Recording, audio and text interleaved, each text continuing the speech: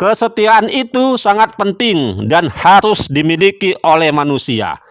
Kalau kesetiaan itu nggak penting, berarti manusia itu nggak penting hidup di dunia ini. Jadi ngapain dia hidup kalau tidak mempunyai kesetiaan? Oleh karena itu, dalam hidup ini kita harus punya kesetiaan. Dalam kehidupan manusia ini, kita harus setia pada Tuhan.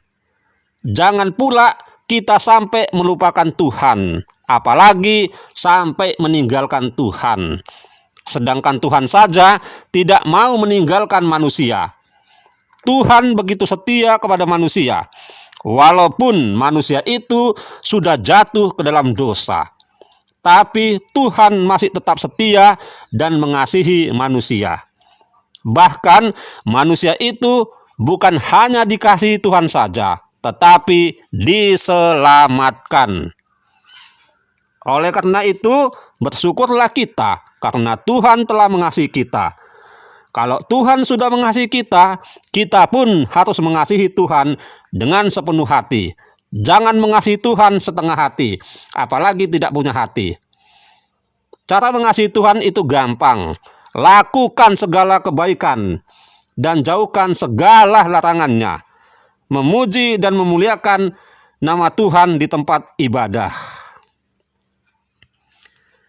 Kita juga harus setia pada agama.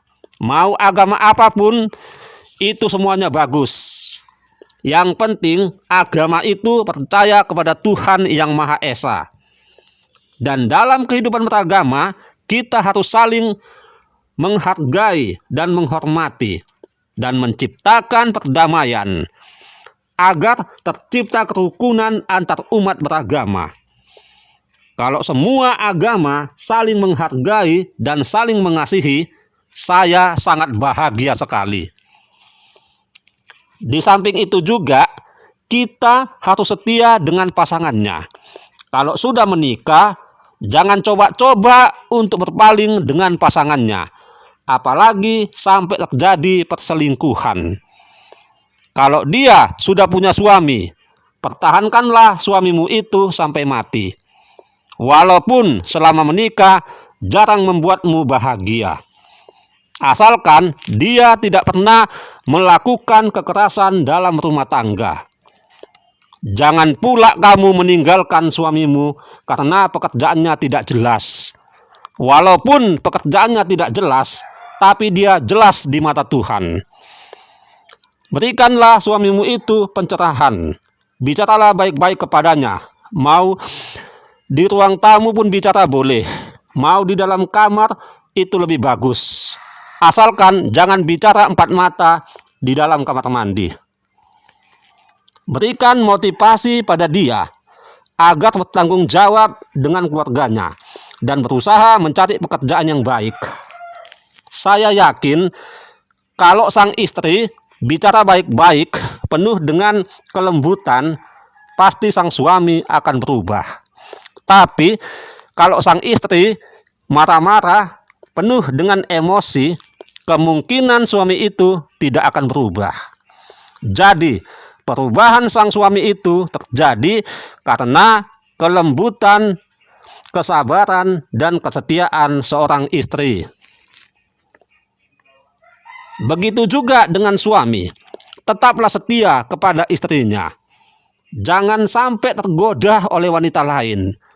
Jangan dibanding-bandingkan istrimu dengan wanita yang lain.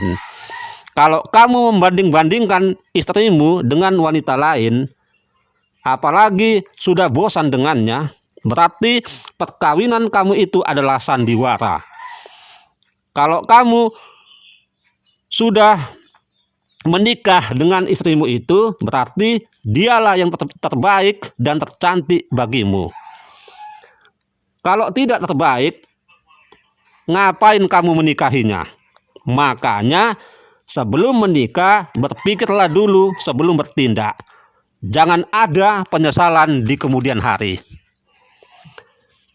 Kalau ada cewek yang cantik, biarkan saja dia. Jangan kamu dekati, apalagi sampai kamu pacari. Harus diingat dong istrinya. Jangan pula kamu kenalan dengan cewek cantik itu, apalagi sampai merayu, lalu mengatakan kata sayang, bahkan berusaha keras untuk memacarinya. Wah, kalau itu kamu lakukan, berarti kamu sama sekali tidak punya kesetiaan kepada istrimu. Sedangkan yang pacaran saja pun setia, apalagi yang sudah menikah. Kalau pacaran cukup hanya satu orang cewek saja yang dipacari. Jangan sampai 10 orang cewek, apalagi sampai 100 orang cewek. Kalau sampai 100 cewek yang kamu pacari, berarti kamu adalah playboy. Jadi, kamu harus setia dengan pacarmu itu. Usahakan dia yang akan menjadi istrimu kelak. Dan tunjukkan kesetiaan, kejujuran, kebaikan, kesopanan, dan tanggung jawab kepadanya. Selain sama pacar, sama keluarga kita harus tetap setia, apalagi kepada orang tua kita. Kalau ayah dan ibu kita dulu tidak menikah, kita pasti tidak akan ada. Oleh karena itu, hormatilah orang tuamu agar hidupmu bahagia. Tanpa doa restu kedua orang tua, hidup sang anak bisa sia-sia. Selagi orang tua masih hidup, berikan yang terbaik untuknya. Buat dia bahagia. Mau memberi uang 1 juta pun tiap bulan kepada ibumu, suka hatimu. Asalkan jangan tahu istrimu. Tapi kalau istrimu baik hati, kasih tahu saja. Mungkin dia bisa maklum. Tapi kalau istrimu judes, sembunyi saja. Asalkan jangan sampai ketahuan. Kalau sampai ketahuan, tanggunglah resiko. Saya nggak ikut campur. Tapi saya yakin orang tua yang bijaksana tidak mau keluarga anaknya jadi berantakan hanya karena mengirim duit tiap bulan. Pasti orang tua itu menolak. Tapi kalau istri anaknya tidak keberatan dan ikhlas memberi uang pada mertuanya, itu lain cerita. Mudah-mudahan banyak sang istri pengertian dan sangat baik kepada mertuanya. Ingat, mertua itu anggaplah orang tuamu sendiri. Kalau tidak ada mertua itu, berarti kamu tidak menikah dengan anaknya. Oleh karena itu, berbuatlah yang terbaik pada mertuamu, karena upahmu besar di surga.